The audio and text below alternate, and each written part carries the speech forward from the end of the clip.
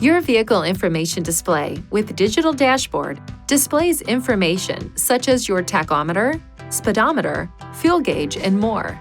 Use these buttons to access and monitor a wide range of vehicle information, including warnings and safety features.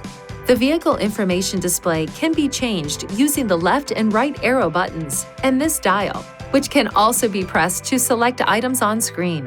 Press this button to go back to the previous menu. Some menus may vary based on the equipment installed on your vehicle.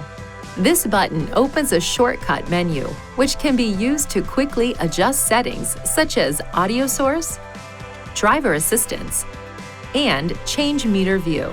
Select Change Meter View to reduce the size of the speedometer and tachometer and prioritize other vehicle information.